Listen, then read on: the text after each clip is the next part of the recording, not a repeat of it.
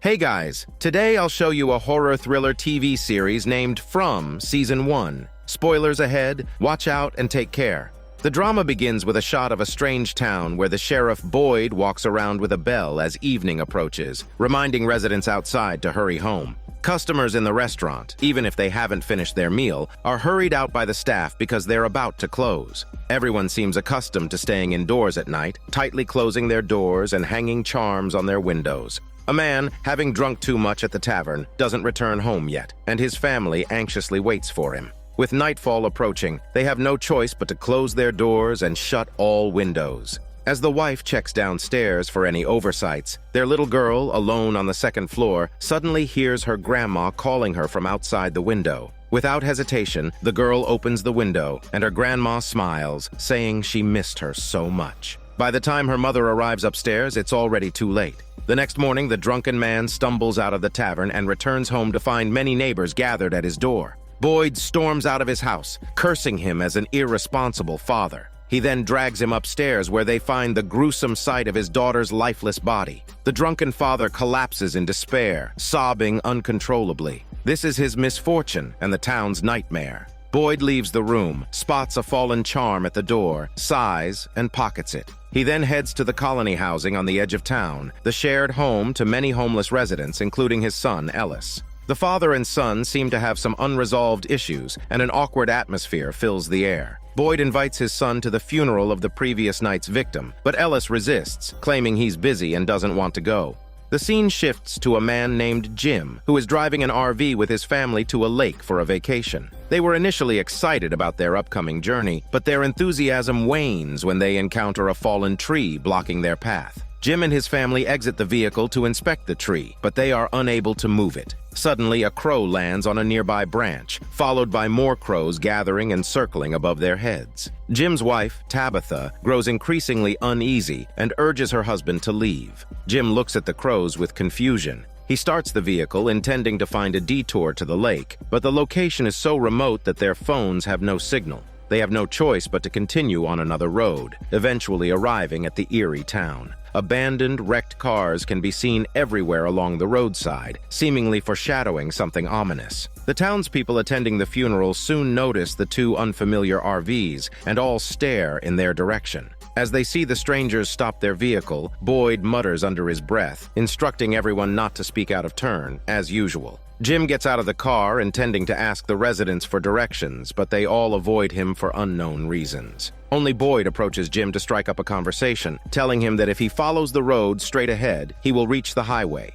Jim finds the people in this town very strange and just wants to leave as soon as possible. The family drives on the only road through the eerie town, intending to cut straight across and get back on the highway. However, after driving for a while, they find themselves back in the town. Confused, Jim stops the car to ask for directions, but the townspeople walk away without saying a word. He has no choice but to continue driving forward. His wife suggests that they might have taken a wrong turn, so Jim becomes extra careful, constantly looking around. This time he is sure that the car is driving straight, but they still end up back in the town. Jim quickly turns the RV around to see if they can retrace their steps. Boyd, seemingly anticipating this, instructs his deputy, Kenny, to prepare their weapons. All the while, Tabitha insists that it's impossible and that he must have missed a turn. Suddenly, a car approaches from the opposite direction. Jim swerves to avoid it, and the RV veers off the road. After a while, Jim slowly regains consciousness. He is trapped by a tree branch and unable to move. He calls out his family members one by one, and only his daughter Julie responds.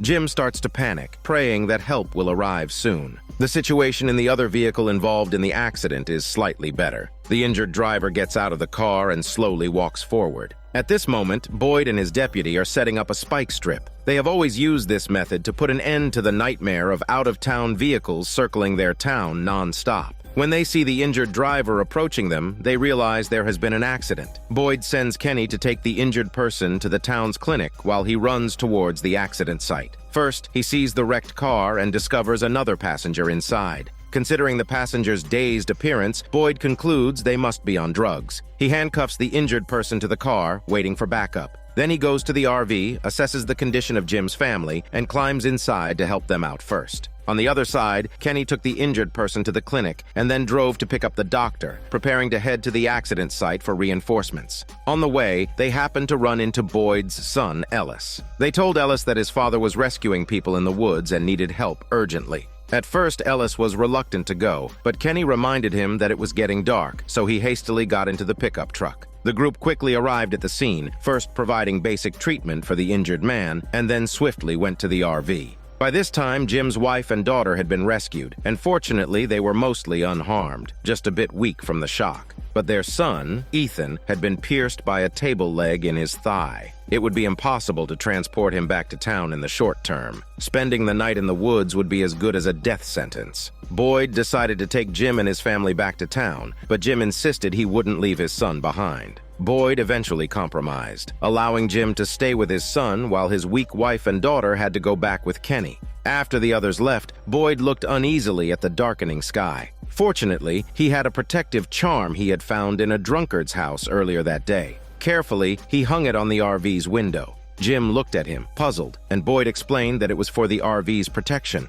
Meanwhile, Kenny and Jim's family were on their way back to town. However, Kenny had forgotten about the spike strip he and Boyd had set up earlier that morning. With the sky already dark, they had no choice but to run towards a nearby colony house. Boyd, inside the RV, closed all doors and windows, anxiously looking outside. Gradually, several shadowy figures emerged from the depths of the woods, slowly approaching the RV like ghosts. Then, a knocking sound came from the door. Jim thought help had arrived and wanted to open the door, but Boyd held him tightly, yelling that they weren't human. If they opened the door, they would all be doomed. When the knocking stopped, Boyd finally let go of Jim, who stood there, stunned, not knowing what had just happened. On the other side, Kenny was leading Jim's family in a desperate run towards the colony house. The injured man named Jade accidentally fell to the ground, and Kenny had to help him along the way. They finally arrived at the front door, only to find it locked. The residents inside were also extremely nervous, and not opening the door at night was a deep-rooted warning for them. Ellis's girlfriend wanted to force the door open, but a burly man with a gun stopped her. Just in time, the house owner, Donna, appeared, shouting that they couldn't stand by and watch people die. At that moment, the people outside noticed several strange individuals approaching from around the corner. Julie recognized one of them as her boyfriend and wanted to approach him, but Kenny quickly pulled her back. Luckily, the door to the house opened just in time, and everyone rushed inside to safety. Donna noticed several unfamiliar faces in the crowd and yelled for them to get down on the ground. Jade fainted, while Julie and her mother were tied up by the others. Clearly, their crisis was far from over. In a separate room, Donna made sure that Jim's wife, Tabitha, had calmed down before untying her. She explained that this was a process every newcomer had to go through when arriving at the colony house. Then she began to tell Tabitha about the strange occurrences in the town, asking if she believed in the existence of the devil. Meanwhile, inside the RV, Jim was also curious about what those things outside were. Although they were no longer knocking on the door, it was evident that they were still lurking nearby. The doctor's emotions began to flare up, and she wanted to check if the charm was secure. Boyd quickly stopped her, warning her not to be fooled into doing anything foolish. It took some effort for the doctor to calm down, and Boyd advised her to focus all her energy on the child, ignoring everything else. This tactic seemed to work, and the creatures outside eventually left. The doctor began to remove the table leg from the child's body. Back at the colony house, Donna started recounting her own experiences. 3 years ago, she and her sister had encountered a fallen tree blocking the road. What was worse than Jim's family's situation was that, by the time they reached the town, it was already dark. Donna watched helplessly as her sister was tortured to death by the devil in a brutal manner. She survived by hiding amidst the bushes, and later cleared out the colony house to provide shelter for other outsiders like herself, who were stranded in the town with nowhere to go. As for the origin of the devil, even the town's priest could not explain. However, as long as they kept doors and windows tightly closed at night and hung the charm by the window, the devil could not harm anyone. After the story, Tabitha had a hard time accepting its truth, but her subsequent experiences would change her perspective. In this eerie town of utter despair, where once you enter, there's no getting out, humans must stay indoors with doors and windows locked, or the devil will come to brutally slaughter people. With the help of the town's residents, Jim and his family managed to survive their first night after the car accident. The doctor also treated the injuries of their son, Ethan. The next morning, the family of 4 finally reunited, hugging each other tightly. It was clear that the previous night's experiences had brought them close to the brink of life and death. Afterward, Jim's family was temporarily placed in the colony house. Ethan caught a glimpse of a smiling boy outside the window, signaling that their nightmare had just begun. Moreover, the town was not only home to the terrifying devil.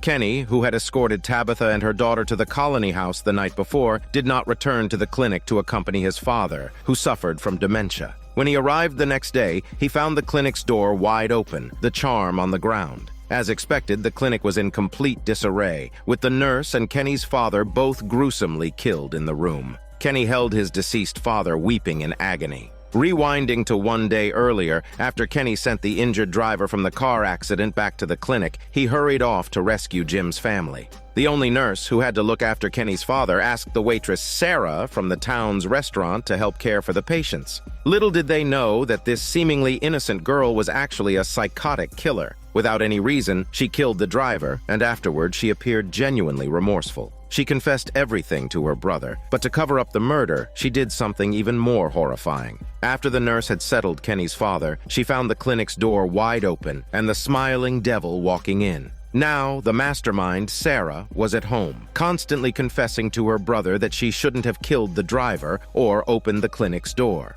Heartbroken, Kenny ran into the woods to make a chessboard, his father's favorite, as a tribute. Boyd tried to console him, but Kenny was consumed by resentment. He noticed that the devils always seemed calm before they killed, as they knew that people had very limited places to go. Clearly, Kenny began to harbor thoughts of resisting the devil. His words deeply moved Boyd, whose wife had also met a tragic end at the hands of the devil. On the other side, Jim's family had to sleep on the floor in the colony house. The living conditions were indeed incomparable to what they had before, but Jim was optimistic, always able to play and have fun with his son. However, Julie seemed to reject the atmosphere at home, preferring to get along well with the people in the colony house instead. Jade, the man who had been injured in the car accident, finally woke up. As usual, Donna told him about the terrifying aspects of the town, the inability to escape, and the murderous monsters that appeared at night. After hearing Donna's story, Jade thought it must be an elaborate prank orchestrated by his traveling companions and the travel company. He believed it was a real-life escape room. Donna was speechless as she watched Jade, who enthusiastically shouted about finding clues and completing the mission to escape the town. To him, everyone in the town was a character in his own story, and he could do whatever he wanted. However, the restaurant owner, Kenny's mother, wouldn't indulge him. Even Sarah, the psychopathic killer working at the restaurant, couldn't understand the comical man in front of her.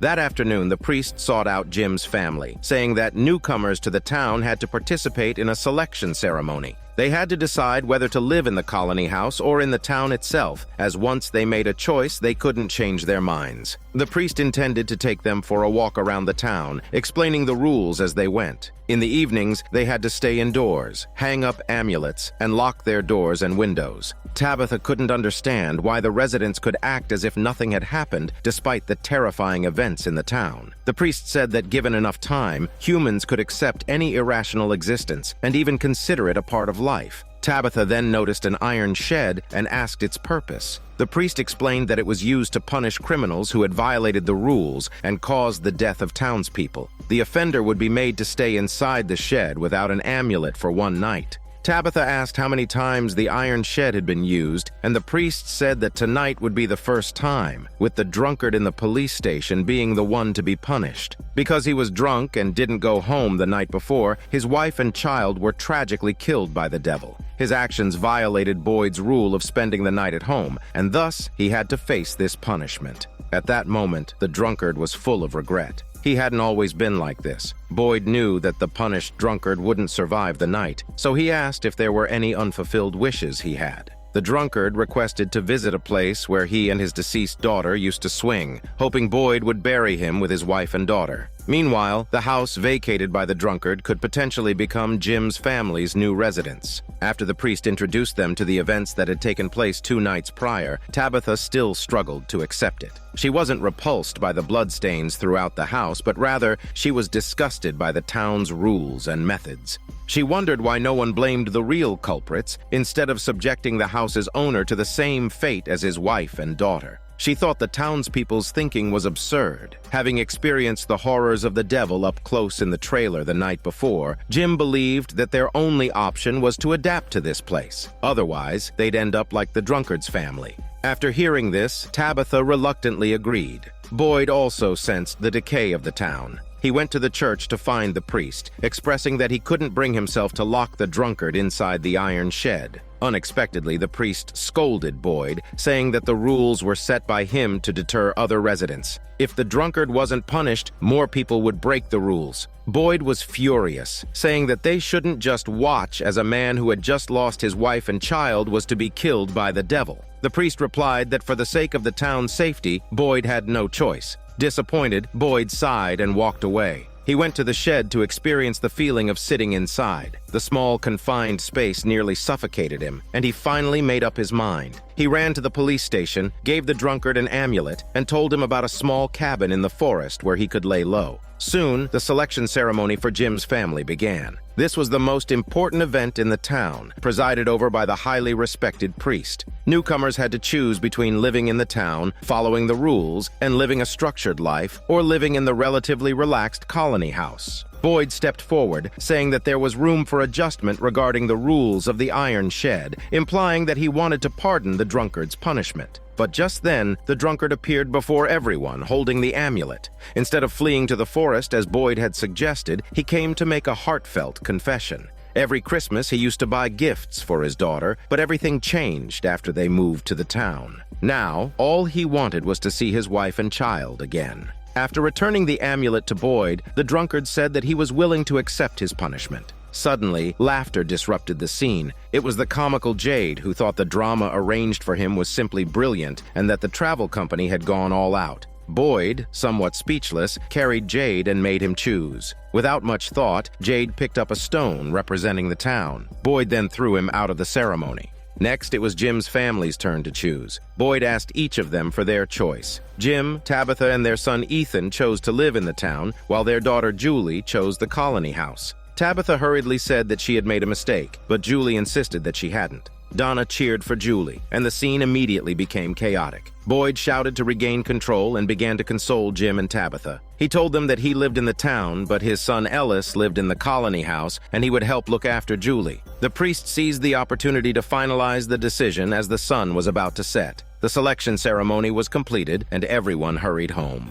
Not far away, Kenny wanted to make Jade realize the situation. He told Jade that his driver friend had been killed by the demon the night before. Jade wondered if this was some sort of branching storyline, but his doubts were shattered when Kenny took him to see his friend's lifeless body. Jade was devastated. As evening approached, all the townspeople gathered near the iron shed. Boyd opened the door, and with everyone watching, the drunkard slowly walked into the shed. After locking the door, Boyd left without even looking at the priest beside him. Night was about to fall, and the restaurant closed on schedule. Jim, Tabitha, and Ethan moved into their new home in the town. He didn't forget the town's rules, and he locked the doors and windows and hung up the amulets. Meanwhile, a party was being held in the colony house to celebrate the arrival of their newest member, Julie. The colony house was more lively than the town, and perhaps Julie's choice wasn't wrong after all. In the town's houses, Boyd couldn't help but peek out, wanting to check on the drunkard's condition in the iron shed. The scene in the colony house was a stark contrast to the drunkard in the confined space.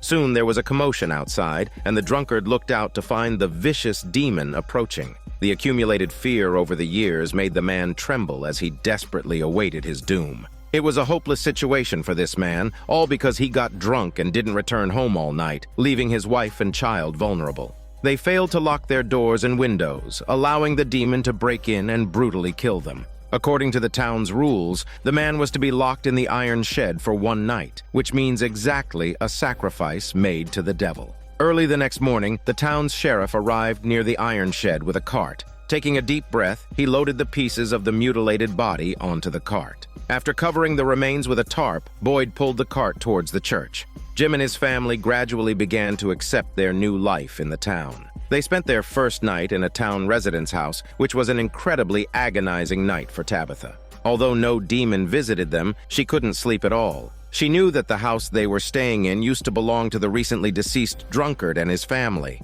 Tabitha knew that she could never truly fit into this town. At this time, their son Ethan came over and said he was hungry. According to the town's rules, they could dine for free at the local restaurant. As they left their house, they ran into Boyd. Ethan asked what was inside the cart. Boyd replied that it was just some supplies and reminded them to hurry if they wanted breakfast, as it was only available during specific times. The restaurant was already packed with people. However, as newcomers, Jim and his son were given reserved seats by the restaurant owner. The strange woman, Sarah, didn't show any signs of distress and enthusiastically served the father and son. Ethan said he wanted to eat pancakes, which was considered quite a luxury for the townspeople. Sarah didn't dare to agree on the spot, saying she would have to ask the kitchen first. Boyd took the body to the church, instructing the priest to bury the drunkard and his family together, as it was his last wish. Boyd couldn't forgive the priest for insisting on punishing the drunkard. Sensing this, the priest approached Boyd, who was fixing the iron shed, trying to bridge the gap between them. The priest knew the importance of Boyd to the town. It was Boyd who discovered the talisman and maintained the town's safety, allowing the residents to return to a normal life. However, Boyd seemed to have paid a heavy price. His wife likely died as a result. The restaurant owner carefully prepared delicious pancakes for Ethan. The little boy looked satisfied and asked his father if they were going to stay here forever. Jim replied that they were only staying temporarily and would definitely leave later. Although he appeared relaxed, he soon couldn't hold back his tears anymore. Excusing himself to the restroom, Jim began to sob, overwhelmed by the recent events and his worries for the future.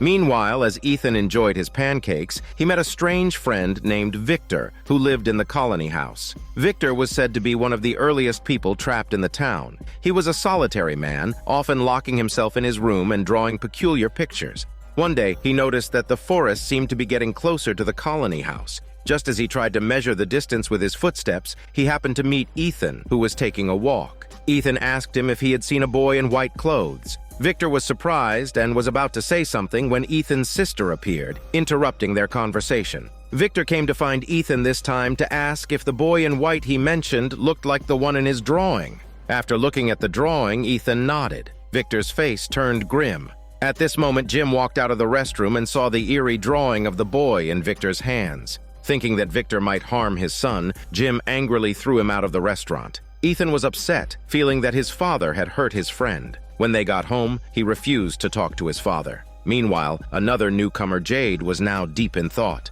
But he believed he could leave the strange town. He took Kenny into an underground storage room because he had seen a strange symbol on the ceiling and a corpse in a cabinet while searching for treasure the day before. But today, everything had changed. He believed this was an important clue to leave the town, but Kenny thought it was just a hallucination due to his tension in this new environment. Many newcomers had the same reaction, but Jade insisted that he could tell the difference between reality and illusion. After all, he used to be the boss of a software company. Kenny, failing to persuade him, decided to show him something. In the police station, Kenny pointed to a map and said that the people in the town came from all over the country. They seemed to be teleported and gathered here mysteriously. Now, no matter what happened, he wouldn't be surprised. Jade suddenly laughed, saying that someone must be behind all this and he would find the answer. Kenny said many people were like him at first, but they ended up going crazy or dying. Those who survived chose to accept everything irrational. Suddenly, a walkie-talkie nearby rang.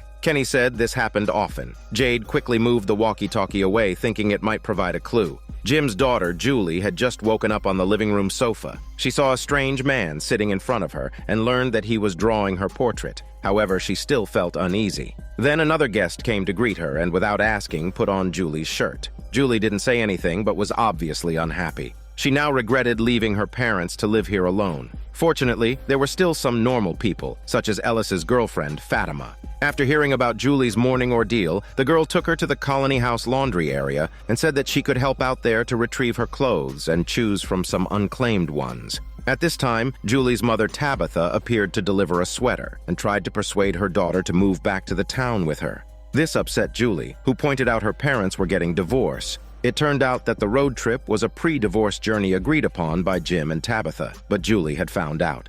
The mother and daughter's conversation ended on a sour note. Later, Tabitha happened to meet Jim in the yard, who was also not on good terms with their son. As a result, the two found an outlet for their frustrations and started arguing again, not noticing the strange man. Victor came to see Ethan again, wanting to take him to find the boy in white. He also picked up a wooden stick to replace his cane, saying it was better for adventuring. And so the two entered the forest from the backyard. Victor had been living in the area for many years and was very familiar with the surroundings. They quickly discovered the fleeting figure of the boy in white, deep in the forest. Victor brought Ethan to the tree hollow where the boy had disappeared, seemingly knowing many secrets. Victor drew a smiley face on a stone and threw it into the hollow. Not long after, the stone fell from the sky, the very same one that had been thrown into the hollow. Victor said that humans could be teleported by magical forces too, but the destination was uncertain and could be far away. Suddenly, there was a noise from the tree hollow. Victor sensed something was wrong and decided to take Ethan away from there.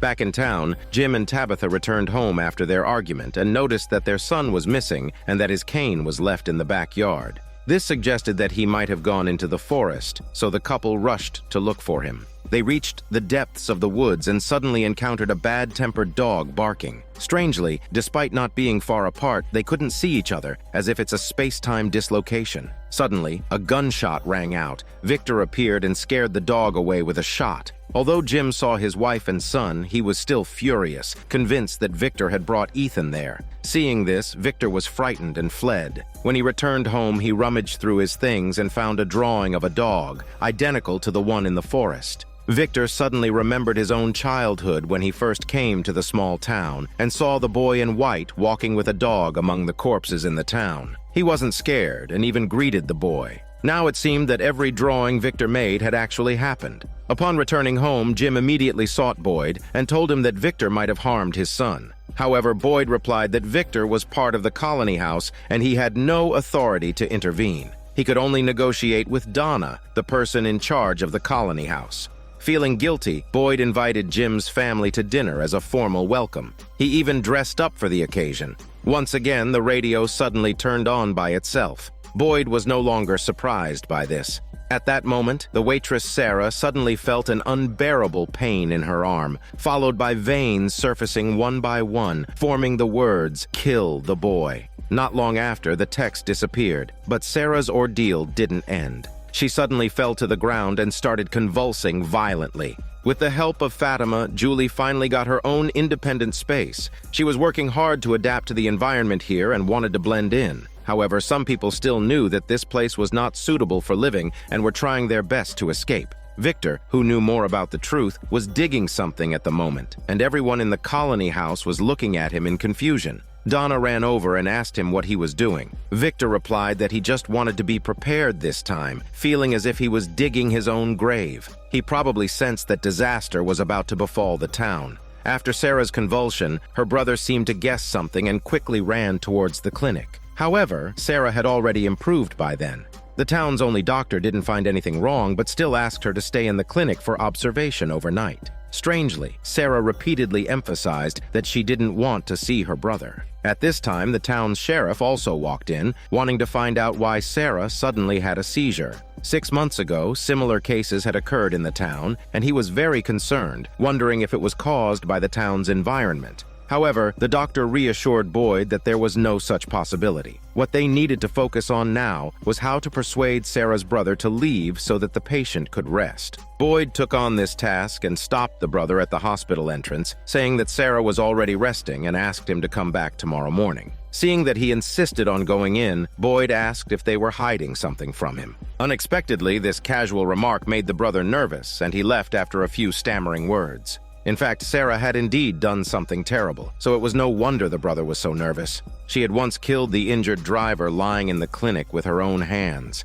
In order to cover up her crime, she opened the clinic's door to let the demon in, which ultimately led to the tragic death of the clinic's nurse and Kenny's father. Although the brother didn't participate, he helped keep the secret for his sister. However, today's strange occurrence made the brother worry that his sister might kill again. Inside the clinic, Sarah looked at the scalpel in front of her and hesitated once more. She believed that the words showing up on her hand were a revelation from the gods. As long as she did as instructed, everyone in the town could leave this cursed place. Presumably, the previous murder also had the same purpose. However, this time the target was a child. Sarah found herself in a dilemma. She asked the doctor if she would do something terrible if it meant everyone could leave the town. After some thought, the doctor felt that she could do it since everyone would benefit. These words finally helped Sarah make her choice. The next day, Sarah had spent a peaceful night at the clinic. As she stepped outside, she ran into her brother, who was anxiously waiting for her. He was worried that his sister might do the same thing again, but Sarah refused to reveal anything. This made her brother even more worried. Meanwhile, the family of Ethan, who was oblivious to the impending disaster, was also contemplating how to leave the town. The clueless father, Jim, decided to try everything to figure the answer out. In no time, they had filled a wall with various questions. Jim believed that if they found all the answers, they would definitely be able to leave. However, Tabitha disagreed. The other people in the town had pondered over the same questions, and they were still trapped there. In fact, there was another question that everyone had overlooked. Jim asked her to write it down, but Tabitha shook her head, saying she didn't dare write it down and didn't want to know the answer. At this point, Sarah had already taken a scalpel and arrived alone at Ethan's house. After meeting his parents, she said that she had hit it off with Ethan and wanted to take him out to play. The little boy didn't have many friends here and was naturally overjoyed. However, Sarah realized that this wasn't a good place to carry out her plan. She then suggested taking Ethan to her brother's farm to see the goats. Tabitha wanted to come along, but Sarah immediately said that she could take him alone. Tabitha, however, insisted on accompanying them. Meanwhile, Sarah's brother wanted to find the priest to confess and relieve his stress. When he discovered that the priest wasn't at the church, he searched the town and finally found the priest deep in thought in the wilderness. He told the priest that he had something terrible to confess and asked if he could ensure that the secret would be kept forever. The priest said that only the two of them and God would know. However, when he learned about Sarah's devilish deeds, he was completely taken aback. The priest told her brother that keeping a secret was one thing, but Sarah could pose a threat to the safety of other people in the town. They had to find her immediately. So the two searched the town and finally learned at the restaurant that she had gone to the ranch with Ethan and his mother. Sarah and the others had already been at the ranch for quite some time. As expected, there were many small animals there, and Ethan was having a great time. Sarah told Tabitha that the town had several emergency shelters in case someone got stranded outside at night, and there was one at the ranch that she wanted to show her. Without any suspicion, Tabitha followed Sarah into a warehouse, which had a separate room inside. As Tabitha was looking around at the entrance, she was suddenly pushed in with great force. Sarah locked the door from the outside, saying it was all for everyone's sake. Then she took out a scalpel and silently approached Ethan, feeling guilty about what she was about to do. However, she believed it was the only way for everyone to escape the town. Just as Sarah was about to act, her brother arrived in time and tried to persuade her to stop. Ethan seized the opportunity to run away when Sarah was distracted.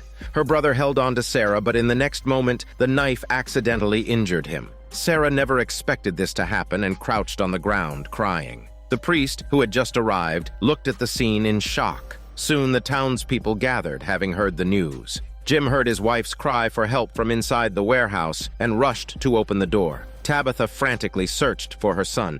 Little did she know that Ethan had run to the nearby colony house and found his sister Julie, who was playing outside. The doctor confirmed by the side of Sarah's brother's body that there was no way to save him from his injuries. The priest shook his head, and it turned out that Sarah had run into the woods. This made Jim's family even angrier, fearing that their son Ethan might be in danger again. Boyd assured them that he would handle Sarah if she returned before dark, and if she didn't, it meant she was already dead. The conversation only made Jim angrier. He felt that there were too many monsters in the town, which further strengthened his family's desire to escape. Tabitha picked up a pen and wrote down the question she had been afraid to ask, that if they really did survive the car accident. The implication was that the people in the town might not actually be alive in this world. The desire to leave the town wasn't limited to Jim's family. Jade was also looking for answers. He had an even bigger idea, planning to explore the situation from the perspective of relativity and parallel universes. Unfortunately, he didn't make any progress after thinking for a long time. Later, he accidentally walked into a room with an old walkie-talkie in hand and was astounded by the scene inside.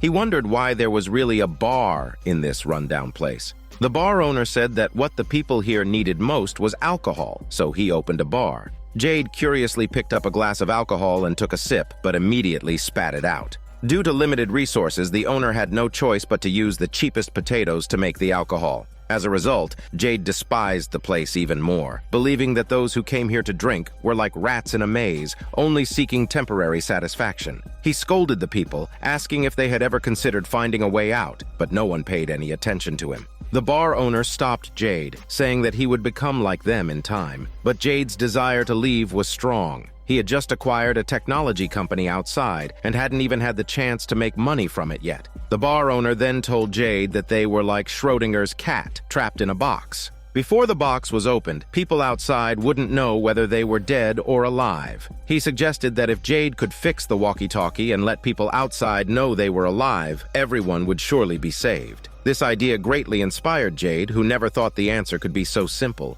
Boyd was also thinking about how to escape the town, not only for himself, but also to fulfill his late wife's last wish. He took some time off with his deputy and went to his wife's tombstone to pour out his worries. The recent string of deaths in the town made him feel that there wasn't much time left for everyone. Perhaps soon, the town would face a devastating blow. At this point, he had an idea for a way to escape the town, but the risk was too great, and it could lead to the doom of the town and everyone's death. Boyd was now hesitating, unsure whether to proceed. His wife used to make decisions for him when he was confused, and now he still yearned for a sign. While searching for a sign, he happened to encounter the guilt-ridden doctor, who felt that her conversation the night before had led Sarah to harm Ethan. Boyd kept reassuring her that it wasn't her fault, reminding her that she had saved the boy's life just a few days ago. At that moment, the radio on the table chimed in again, and Boyd suddenly realized that the sign he was looking for had arrived. On Jade's side, after getting a hint from the bar owner, he decided to repair the radio in the police station to establish contact with the outside world. Fortunately, there were many old cars in the town, providing an ample supply of replacement parts.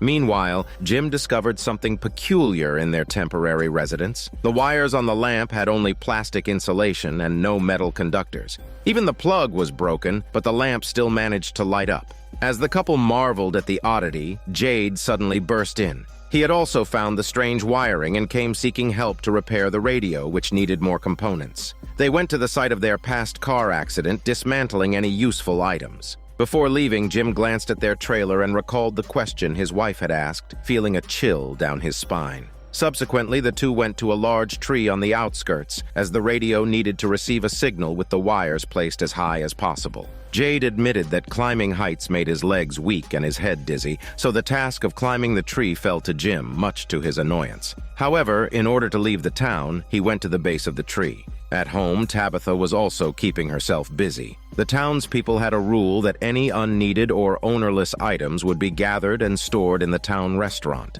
When Tabitha brought some items to the storage warehouse, she accidentally came across a beaded bracelet. Holding it in her hand, she wore an expression of puzzlement and shock. She then took the bracelet home with her. As she pondered about it, the lights nearby began to flicker again. She questioned how the lights could be on when the wiring was empty. Tabitha decided to break open the wall to investigate the mystery. Jim was about to reach the top of the tree. Just as he was about to install the wires, Jade suddenly noticed something strange. He touched the tree trunk and, to his surprise, a large amount of blood seeped out. There was also a circular symbol nearby. He looked up and saw many bodies hanging upside down from the treetop. Jade was terrified. To make matters worse, a soldier in uniform appeared out of nowhere, brandishing a gun. Jade was so scared that he ran for his shitty life, with the soldier chasing his smell relentlessly. The soldier fired his gun during the pursuit. Jade was soon caught, and just when he thought his life was in danger, he heard Jim's voice. Jade realized that it was all just a hallucination. However, he was still terrified. He left, cursing under his breath, as he had made an even bigger discovery.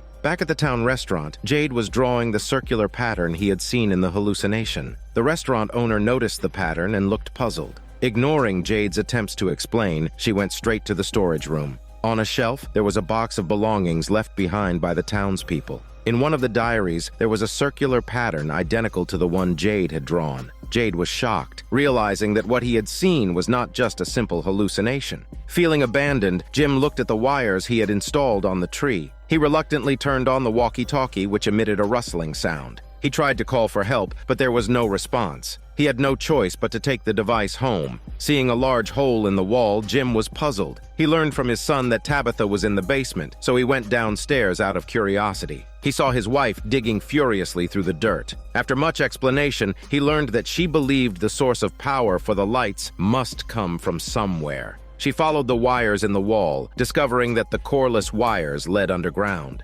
Therefore, she decided to dig and find out what was going on. Jim thought this was ridiculous, but Tabitha countered that she had seen even more absurd things. She then pointed at the bracelet she had brought back from the restaurant. Tabitha had recognized that the handmade bracelet was the one she had lost years ago in their hometown. Jim could hardly accept this, insisting that it was just a similar design. Tabitha quickly refuted, explaining that when she made the bracelet, she accidentally broke one of the beads. The bracelet she found was undoubtedly the same one. Eventually, Jim was persuaded by his wife to join her in the search for answers. However, there was still something weighing on Tabitha's mind.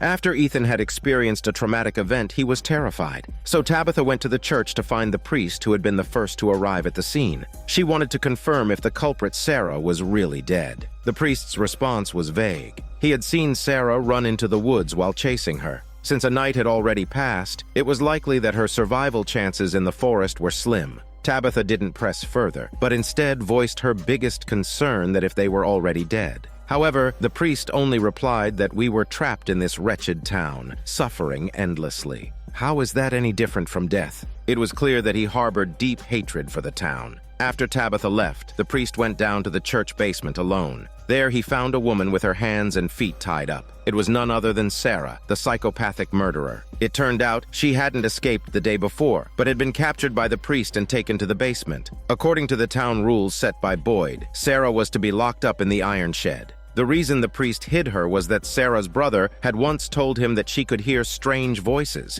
Desperate to leave the town, the priest believed Sarah was the only one who could find a way out of the goddamned town. After all, not everyone could receive revelations from demons. The priest even suspected that everyone in the town was experiencing a story similar to one from the Bible, only it hadn't yet ended. Sarah, startled by his words, confessed everything she had received from the demons. The demons said they had been in the town for too long, and also wanted to leave just like the residents. If Sarah did as they instructed, everyone could leave. The priest, somewhat puzzled by the demons' intentions, asked why she would so easily believe them. Sarah replied that the demons were omniscient. They had once told her 2 cars would arrive that night, and the next day, Jim's family and Jade arrived exactly in town. The demons also informed her that 2 cars had appeared in the town years ago, and everyone in them had died. Recognizing Sarah's importance, the priest urged her to produce evidence, as the townspeople might not believe her. Just then, Sarah's body began to experience intense pain. She shouted for him to bring her a pen and paper. Once he did, her hands uncontrollably scribbled on the paper. After some time, she stopped. The priest was puzzled by the pattern on the paper and asked Sarah what it meant. She told him that the demons had been watching him and saw him bury a package when he first arrived in town. This was the proof of the demons' existence. The priest seemed to remember something and went to a pile of stones outside the town where he used to meditate. It turned out that he had hidden a dark secret there. Eagerly, the priest retrieved the package, which contained a bottle of alcohol, a blood-stained piece of clothing, and another item that made the priest's face turn pale. The design on the chocolate wrapper was identical to the pattern drawn by Sarah. At this point, the priest became flustered. The town's sheriff, Boyd, had yet to grasp the true power of the demons. After burying Sarah's brother with his deputy, he shared his plan. A few days ago, he had spent a night in a trailer, proving that the amulet could indeed protect against the demons' attacks. With this in mind, he decided to take the amulet and search for an exit in the forest. The townspeople had already confirmed many times that the road could not lead them out of the town. Therefore, the exit must be hidden in the forest that everyone was afraid to enter. However, Kenny didn't agree with his plan, saying it was no different from courting death. Boyd hesitated and shared his own concerns. It turned out that Boyd's father had been diagnosed with Parkinson's disease at his age. Recently, Boyd's hand had been shaking uncontrollably, indicating he might soon fall ill as well. Unable to protect the townspeople any longer, Boyd wanted to explore a way out while he still could. After knowing Boyd's predicament, Kenny finally understood and agreed. If Boyd met with an accident, Kenny would take over his duties and continue to protect the townspeople. The best partners went outside to play a game of baseball, as if bidding a final farewell. In contrast to the townspeople's fear and solemnity, the people in the colony house were much more at ease. By chance, Julie spotted a bunch of flowers at the door and, out of love for them, brought them to her room. Fatima teased her, asking if the flowers were sent by the demons. As night fell, everyone in the colony house was sound asleep. A man wearing glasses quietly crossed the hall, climbed the stairs, and entered the innermost room on the upper floor. With a somewhat dazed expression, he opened the curtains. A girl holding flowers stood in front of the window and asked if she could come in. It turns out the reclusive man secretly harbors feelings for a demon. Fortunately, he always manages to resist her temptations and never opens the window for her. The others, unaware of this secret, are decorating their rooms as they prepare for a banquet that night. Fatima is delighted and even brings out her long-cherished clothes for the occasion. Julie admires her optimistic attitude. She doesn't seem like someone trapped in a small town at all. Victor is still behaving as usual, searching for his favorite canned peaches in the kitchen. Donna tells him that they've run out of canned peaches, leaving Victor with a disappointed look. He says that for so many years this was the only thing that hadn't changed. Now, even that has changed, intensifying his ominous premonitions. As night falls, the man with glasses leaves a bouquet of flowers at the colony house's entrance, hoping that the demon he fancies will visit once again. It's as if he's welcoming a deadly celebration. The town's sheriff, as usual, diligently reminds the residents that it's time to return home and secure their doors and windows. When he finishes his task and returns to the police station, he's surprised to see the priest waiting at the entrance, insisting that they discuss something important. Seeing the priest's determined attitude, Boyd reluctantly abandons his plans to go home, preparing to spend the night at the police station instead. The priest is astonished when he sees the many bags on the table and asks if Boyd is planning a long journey. Boyd doesn't intend to keep his plan to explore the forest for an exit a secret, so he shares it with the priest. The priest doesn't pry further. Instead, he asks Boyd to look inside his own backpack, revealing bloody clothes that were dug up from a pit during the day. The priest recalls that before arriving in the town, a child had come to confess to him, but he didn't take it seriously and dismissed the child with a piece of chocolate. That night, the child tragically jumped to his death. The clothes belonged to the child, and the priest had been filled with regret. While standing alone on a bridge drinking, he seemed to hear God's call in a daze and drove to the mysterious town. The first thing the priest did upon arrival was to bury the child's clothes and chocolate. Boyd, puzzled, asks why he's sharing this information now. The priest explains that he's tied Sarah up in the church basement. Boyd is shocked. Previously, someone had violated the rules, and the priest had let him enter the iron shed without hesitation. So why is he making an exception for Sarah? The priest explains that Sarah can hear revelations and might be the key to finding a way out. The strongest evidence is the chocolate symbol Sarah drew. She had only been in town for 6 months and couldn't possibly know about the chocolate package the priest had buried years ago. Boyd gradually relents, questioning why, if the demons know everything, they would help everyone. The priest admits he doesn't know, but it at least shows that Sarah is special. He then proposes his plan, hoping that when Boyd explores the forest for an exit, he can bring the priest and Sarah along. Perhaps it will have unexpected effects. This leaves Boyd in a state of hesitation.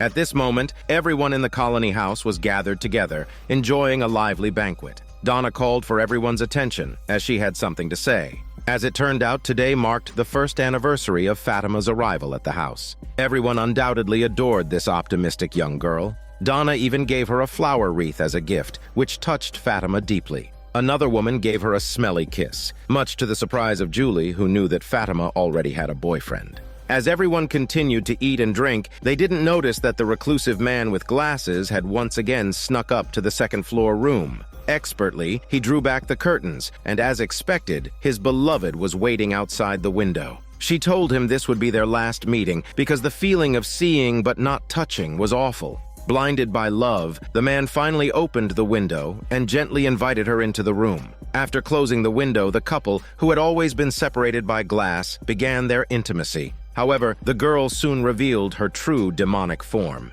After cleaning the blood from her body, she opened the window once more. The pitch-black night concealed the slow approach of several figures from the nearby forest. Unaware of the impending arrival of the terrifying demons, the people in the colony house were immersed in the joyful atmosphere. Only Boyd's son, Ellis, wasn't in high spirits. The birthday celebration reminded him of his late mother, leading to a heated argument with the others. His girlfriend, Fatima, quickly intervened and advised him to go upstairs to cool off. She then returned to the living room and noticed her friend sitting on the sofa, looking unhappy. Learning that her friend admired her jacket, Fatima didn't hesitate to take it off and give it to her. The girl was delighted and said she had something to give her in return, quickly heading to her room.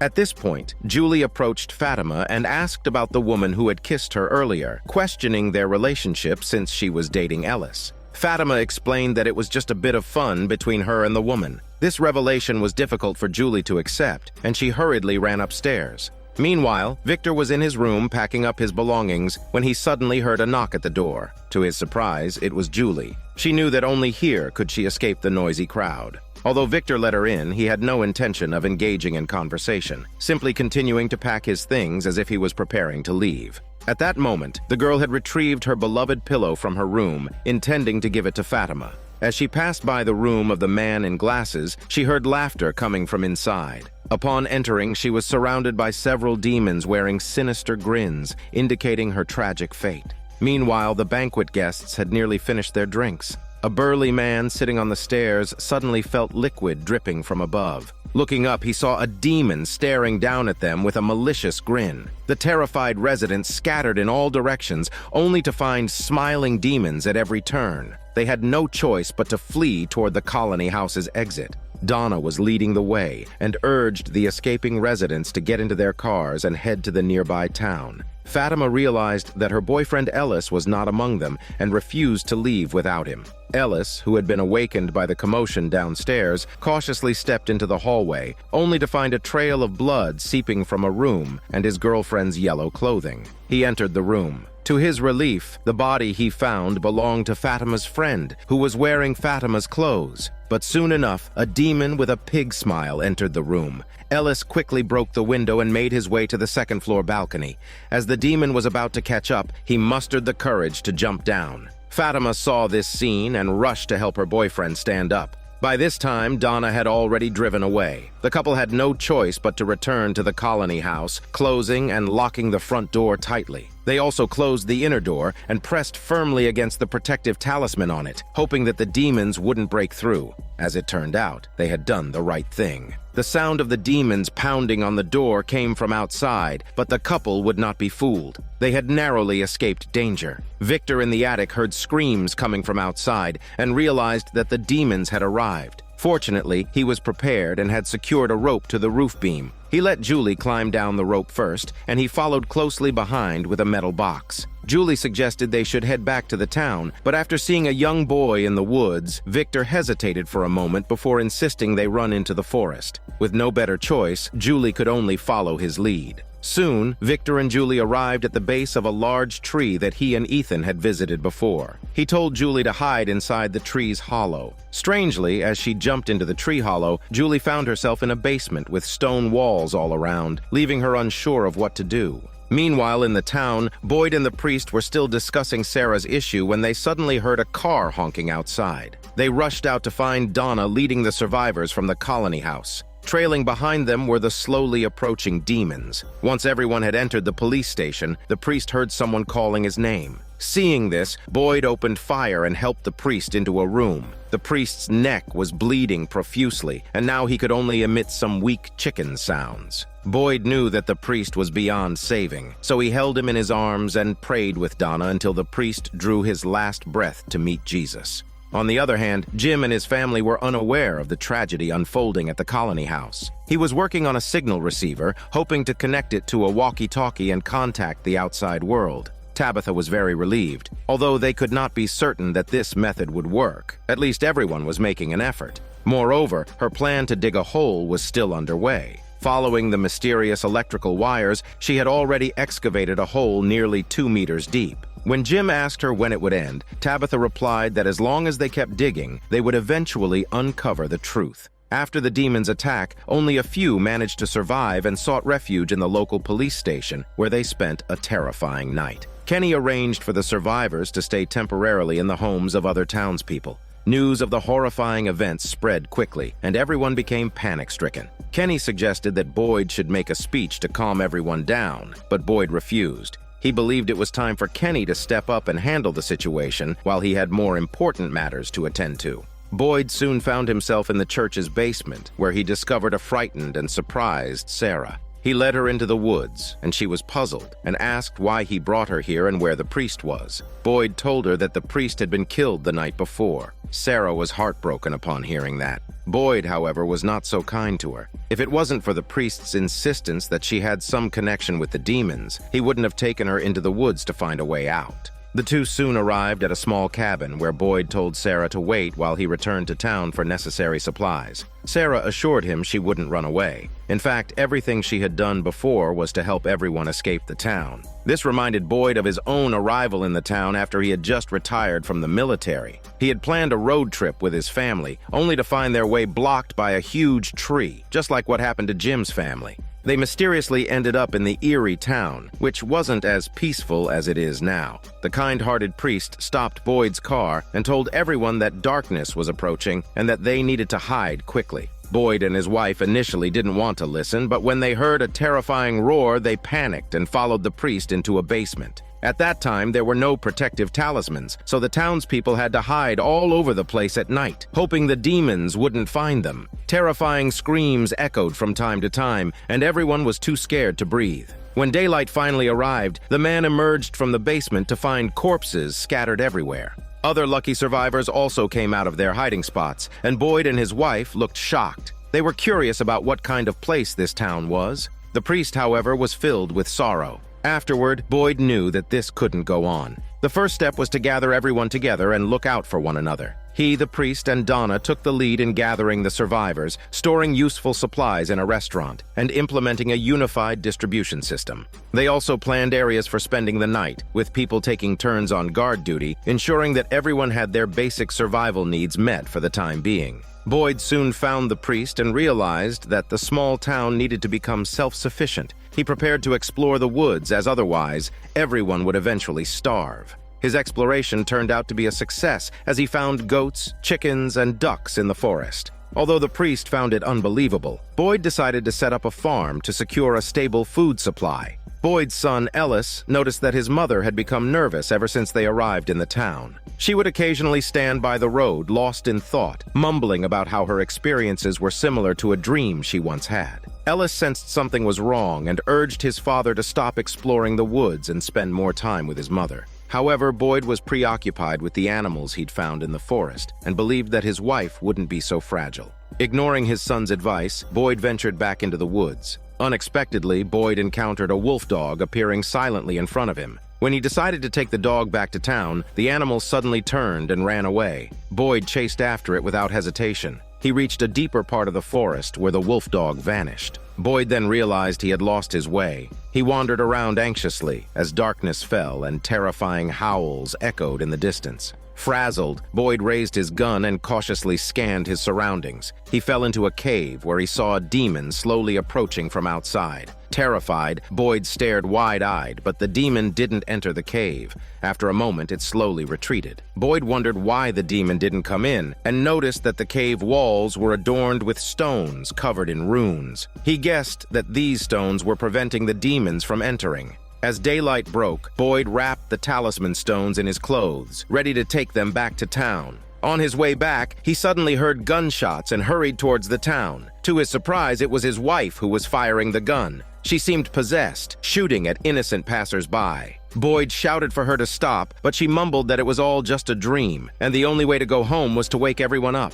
She must have been under mental pressure, and her husband's absence the previous night had likely contributed to her mental breakdown. It took Boyd quite some time to persuade her to put the gun down. But suddenly their son Ellis appeared, and the wife aimed the gun at him. Without hesitation, Boyd pulled the trigger on his wife. This was probably the reason why Ellis had been giving his father the cold shoulder ever since. When Boyd returned to the town's restaurant, he saw many residents causing a commotion at the entrance. It turned out that they were worried that people from the colony house would come and steal food, so they were preparing to take what belonged to them first. Fortunately, Boyd's authority was highly respected, and with just a few words, he was able to persuade the crowd to disperse. However, he knew that this wouldn't completely eliminate everyone's panic. So he found Kenny and told him that he would go to the forest in a few days, but first he needed to find a way to calm the residents. Kenny felt that calming the residents' emotions was just a temporary solution. They had to find a way out as soon as possible. He then told Boyd that he could go to the forest with peace of mind and that he could handle the townspeople's affairs. This made Boyd finally proceed without worries. Before setting off, Boyd had one more thing to do.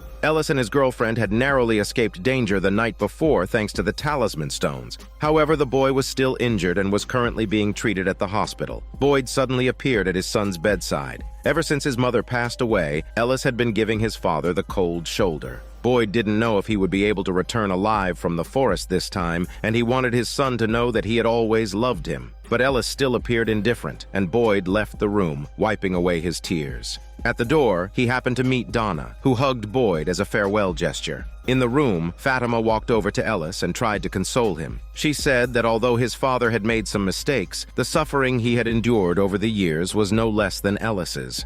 Back at the police station, Boyd put away his uniform and badge. Thinking that his son still wouldn't forgive him, he felt heartbroken. When he arrived at the forest with his luggage, he didn't expect Ellis to follow him. He had come to say goodbye to his father. At that moment, Ellis finally realized that he couldn't blame his father for his mother's death. If he didn't say goodbye, it might become a lifelong regret. His heartfelt words finally mended the rift between father and son. After finally convincing Ellis to return, Boyd called Sarah out of the cabin. The two of them walked deeper into the forest. It was uncertain whether they would find the way back on this journey. In the small town, many people were also making efforts to return home. Julie was telling her parents about her strange experience the night before. After being pushed into the tree hole by Victor, she found herself in the town's basement the next second. Her parents were puzzled by this, but only her brother Ethan knew that the tree could randomly teleport people to different places. They were aware that Victor, who knew many secrets, must have gone somewhere else, and they should find him as soon as possible.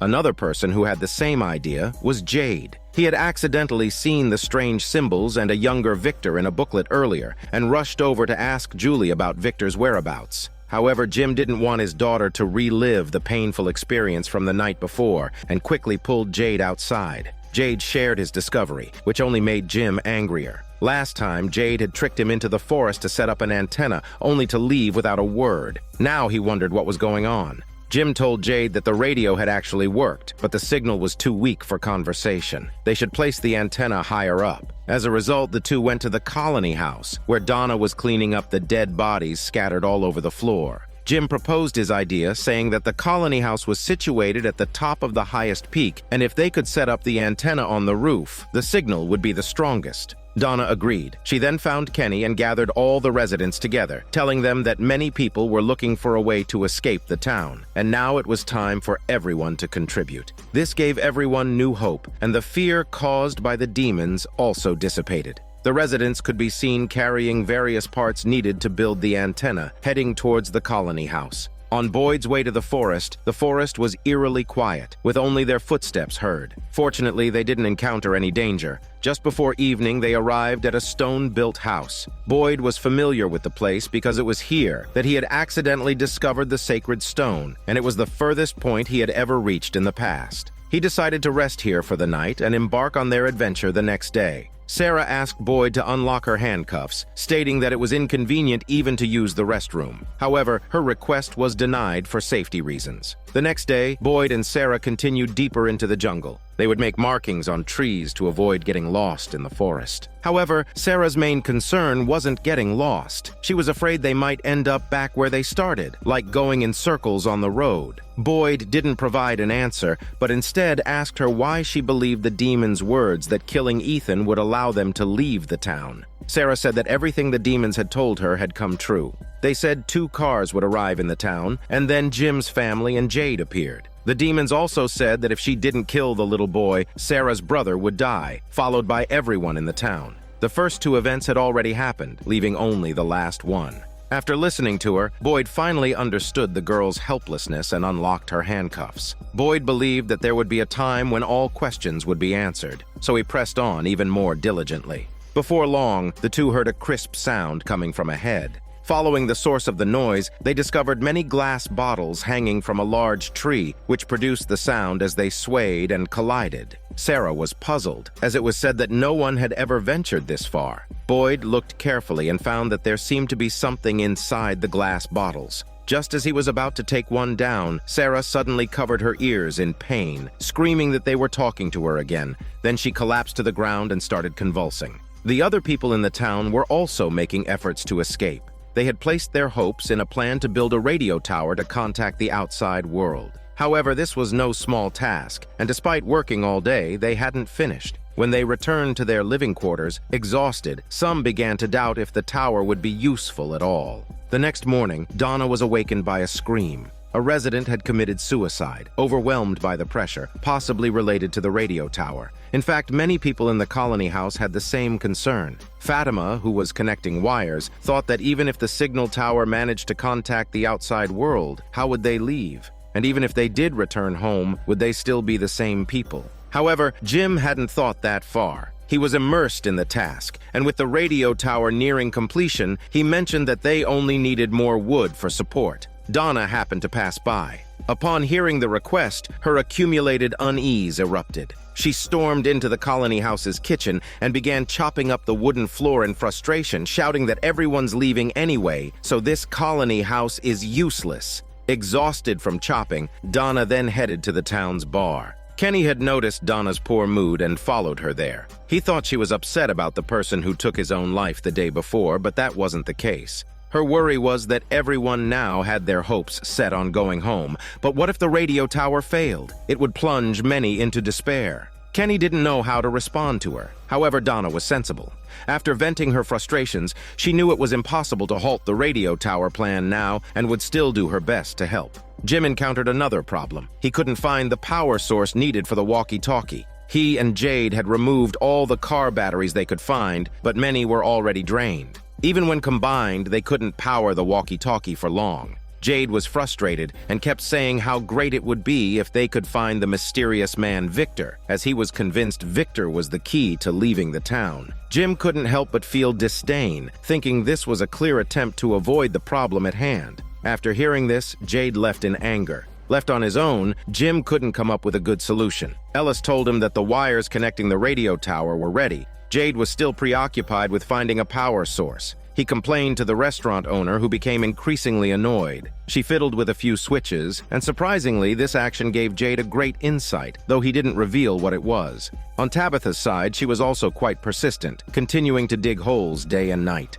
She wanted to see where the strange wires came from. After finishing her work for the day and preparing to leave the basement, she suddenly heard a strange noise. Thinking it was her son making noise, she called out to him, but there was no response. Tabitha felt something was wrong and hurried upstairs, only to see her husband hanging upside down from the ceiling. It turned out to be just a dream, but it seemed to hint that the hole she was digging wasn't so simple. That afternoon, a disheartened Jim returned home to find his family working hard digging the hole, so he decided to join in the digging effort. As the sky darkened, Tabitha suddenly noticed something unusual. Beneath the sand, there was an incredibly hard object. At the same time, deep in the forest, Boyd was tending to Sarah, who lay unconscious in their makeshift tent. Suddenly, she awoke as if from a nightmare, her eyes drawn to an object in Boyd's hand. He explained that it was the bottle they had found earlier in the day. Upon removing a note from inside, they discovered it bore the year 1864. Similar notes were found in the other bottles as well.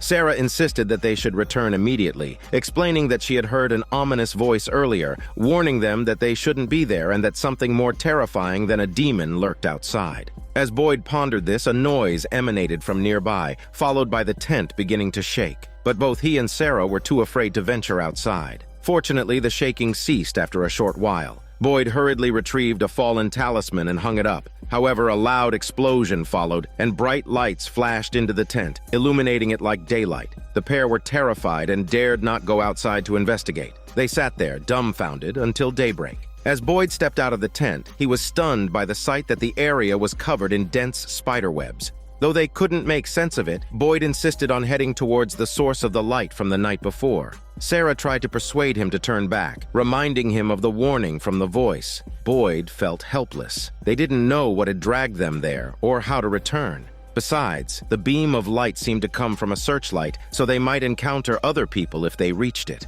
Sarah remained uneasy, wondering if Boyd's wife was trying to send a message to warn him. As soon as she said this, they heard a cry for help in the distance. They rushed to investigate and arrived at a large tree where they found a woman entwined within. Boyd recognized her as his deceased wife. As he started to approach, he disturbed spiders hiding in the ground. Several of them crawled onto him, and Sarah hurried to help remove them. Boyd then realized that what he saw was just an illusion. After they finally escaped the web-infested area, Boyd became increasingly agitated. He hadn't found any clues from the outside world, and his health was deteriorating, probably due to the after effects of a spider bite. The hallucinations were likely induced by neurotoxins. Boyd grew desperate, feeling the mission was doomed to fail. Sarah encouraged him, asking if he didn't want to reunite with his son. Her words calmed him, and he struggled to his feet, gazing up at the sky. A storm was brewing. In the small town, the residents were working tirelessly to build a signal transmission tower in hopes of escaping their isolated existence.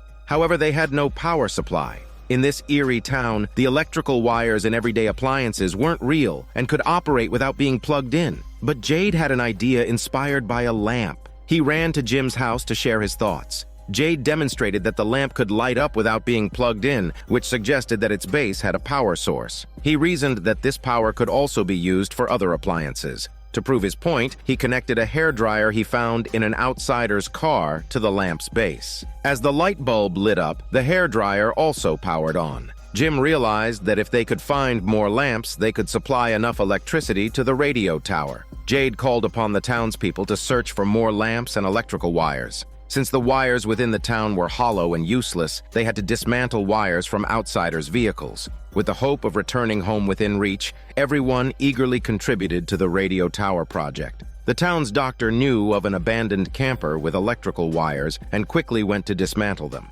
Kenny was full of energy and began daydreaming about life after leaving the town. He expressed his desire to travel the world with the doctor, which was actually a subtle confession of his feelings. However, when the doctor revealed that she was already engaged before entering the town, the heartbroken Kenny made up an excuse and left in a hurry.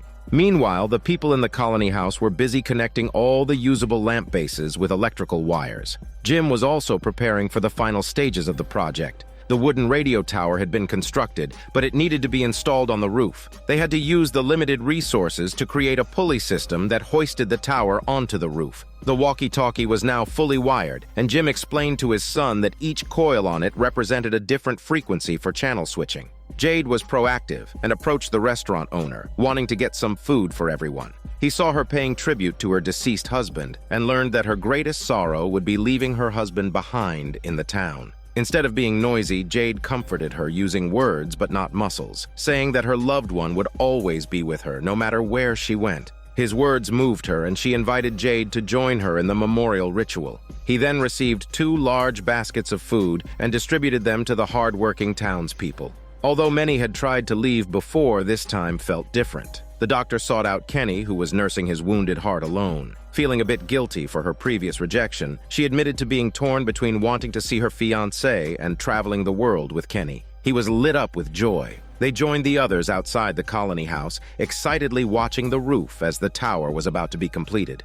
Even Tabitha, who had been digging holes at home, came to witness the momentous event. Under Jade's command, several strong men carefully moved the tower body. It finally stood at the highest point of the town. Jim directed everyone to turn on the power switch. As the countdown reached 0, Jim tested the signal frequency, and it was normal. They had succeeded, which meant that the town could contact the outside world. After congratulating her husband, Tabitha returned home and continued her hole-digging project. However, their celebration didn't last long, as a large mass of dark clouds was approaching from afar, signaling a storm. Those under the clouds were even more unfortunate. Boyd had been bitten by a spider and could barely walk. Hearing the booming sound from the night before, they knew they were heading in the right direction. Boyd found the strength to keep going. As torrential rain began to fall, the two people pressed on, undeterred. It wasn't raining in the town yet. Jim was adjusting the channels, trying to make contact with the outside world. But despite trying for a long time, no one responded. Seeing the storm approaching, Donna urged everyone to get inside. Jim didn't want to give up, as the tower could be destroyed by the strong winds. This might be their last chance. Donna understood this, and after calling the children back inside, she went to help Jim. The heavy rain soon started to fall. Just as Jim cursed and was about to pack up the equipment, a voice came through the walkie-talkie. To Jim's surprise, the person on the other end knew his name and warned him that his wife shouldn't dig that hole. Afterwards, all the lamp bases burned out. Alarmed, Jim rushed home, fearing that his wife was in danger. As it turned out, Tabitha had been digging in the basement, trying to find the source of the power line. She had made progress yesterday, reaching a depth of over 2 meters, but she couldn't dig any further because there seemed to be a hard object blocking the way down. She went to the town's storeroom and found a pickaxe. But as soon as she made a hole in the basement, the entire bottom of the pit collapsed. Tabitha had nowhere to hide and fell in with it. Fortunately, it wasn't too deep, and Tabitha wasn't seriously injured. She had also solved a mystery. The power line in the wall stopped here. Suddenly, the mysterious man Victor appeared from the depths of the hole.